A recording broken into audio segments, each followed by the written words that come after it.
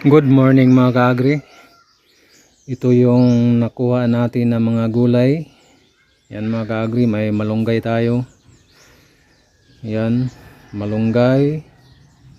Diyan lang natin nakuha sa tabi lang ng ating bahay mga kaagri, sa loob lang ng aming nagkalat na mga pananim.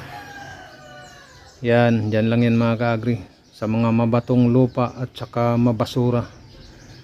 Yan, may malunggay tayo, tapos yan, may isda mga kaagri, sariwang sariwa. Yan, may talbos ng kamote, may patula or sikwa.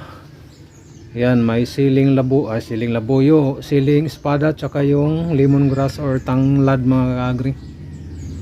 Yan, tsaka may nakuha tayong nagpangahulog na dito, yung papaya mga kaagri.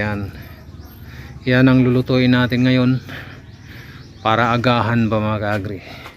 Ito ay sariwang sariwa, fresh na galing sa ating munting hardin na matatagpuan lang dito sa ating bakuran.